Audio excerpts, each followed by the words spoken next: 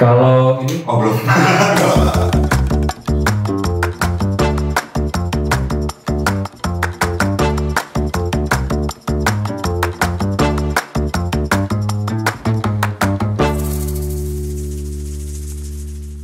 boleh jelasin Mas, profesi sutradara itu apa sih kalau lebih detailnya gitu? Sutradara itu adalah seorang yang visinya itu sebenarnya dijadikan patokan untuk mengarahkan isi film itu mau kemana sebenarnya. Bahasa Inggrisnya kan director ya, dia mengarahkan, ngedirect gitu. Kalau dalam bahasa Indonesia mungkin dulu ada istilah pengarah. Jadi sebenarnya sutradara itu tugasnya mengarahkan. Mengarahkan siapa? Mengarahkan semua orang yang bekerja di set film mengenai film itu mau dibawa kemana gitu. Sebenarnya kalau director dari penulisan skenario ya, dia biasanya sudah bicara dengan penulis skenario, atau banyak sutradara yang menulis skenarionya sendiri, bahkan dia sudah mengarahkan penulis skenario nanti adegan yang dia inginkan itu kira-kira seperti apa. Atau ada juga sutradara yang terima skenario sudah jadi, lalu kemudian ketika dia terima skenario sudah jadi, dia melihat lalu kemudian yang pertama kali harus diberikan pada skenario itu adalah emosi macam apa yang harus hidup dalam adegan itu dan bagaimana cara menghidupkannya, itu yang harus pertama kali dijawab oleh seorang sutradara gitu.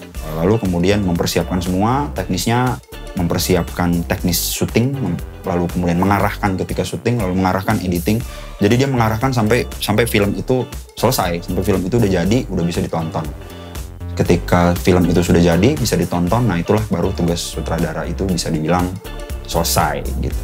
Selain mengarahkan, ada skill set lain nggak sih? Sebenarnya skill set yang paling utama adalah visi ya. Dia harus bisa membayangkan apa yang nggak ada gitu. Sutradara itu harus bisa membayangkan ini kayaknya kalau jadi akan bagus nih gitu. Jadi yang pertama dia harus punya visi. Untuk mencapai visi itu, kalau saya melihat yang pertama kali harus dimiliki oleh sutradara adalah selera. Sutradara harus punya selera yang bagus. Sutradara yang seleranya jelek, filmnya pasti jelek. Sutradara yang seleranya bagus, bisa jadi filmnya akan bagus. Gitu. Selera itu dibangunnya lewat banyak hal ya, lewat belajar tentang seni, belajar dari pengalaman hidup sendiri, merasakan berbagai ragam emosi, macam-macam. Lalu selain selera tadi, yang kedua juga adalah skill. Dia harus punya teknik penguasaan, meskipun tidak harus menyeluruh ya, penguasaan teknis. Dia harus tahu bagaimana keputusan teknis itu mempengaruhi emosi yang bisa muncul dari sebuah adegan gitu. Jadi keputusan pilihan teknis seperti ini, efeknya itu pada perasaan penonton itu akan seperti apa. Itu sutradara harus memahami betul. Mungkin inilah yang disebut sebagai bahasa film gitu. Yang ketiga buat saya adalah empati ya. Sutradara harus bisa berkomunikasi dan dasar dari komunikasi itu buat saya adalah empati. Karena sutradara harus bisa masuk ke kepala setiap karakter. Dia harus bisa berempati dengan karakter itu, meskipun karakter itu mungkin karakter orang jahat gitu di dalam film, tapi dia harus bisa masuk ke sana. Lalu komunikasi dengan kru juga menurut saya dasarnya adalah empati. Itu sih mungkin beberapa orang yang tidak kalah penting juga adalah menurut saya susila, etika gitu. Ya menyutradarai itu tidak terpisah dari apa yang disebut sebagai kekuasaan kreatif gitu. Nah ini harus bisa digunakan untuk kebaikan filmnya, bukan untuk kebaikan sutradaranya gitu. Jadi menurut saya film harus tetap lebih besar dari sutradaranya. Kalau misalkan ada yang tertarik menjadi sutradara, itu belajarnya di mana? Atau mulai dari mana?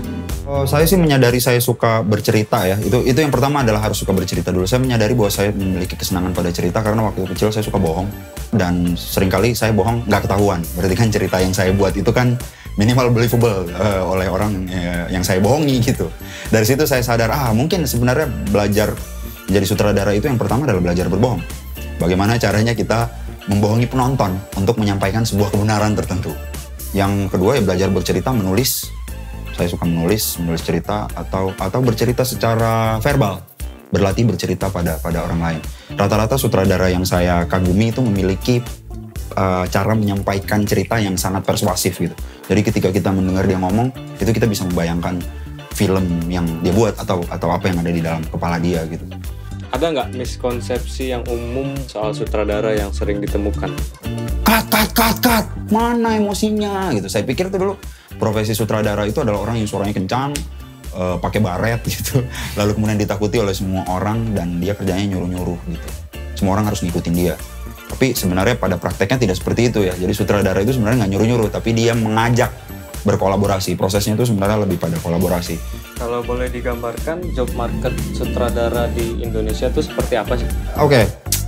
Saya rasa yang mau jadi sutradara di Indonesia banyak sekali ya gitu. Sutradara di Indonesia ini banyak sekali. Jadi justru sebenarnya yang menjadi pertanyaan selanjutnya adalah cara bercerita apa yang kamu punya yang orang lain nggak punya. Karena marketnya begitu saturated gitu. Marketnya begitu banyak orang, begitu banyak sutradara, dan yang selalu dicari oleh orang tentu saja adalah authenticity ya. Seotentik apa sih sutradara ini dalam menciptakan ide dan juga mengungkapkan idenya. Mungkin kalau kita breakdown lagi lebih simpel, sutradara itu kan sebenarnya pertanyaannya cuma dua. Mau menceritakan apa dengan cara apa. Nah, dua hal ini yang harus dulu kita jawab. Kalau memang kita cukup otentik gitu, ada penonton yang suka ya, mungkin kita bisa jadi sutradara yang afdol gitu.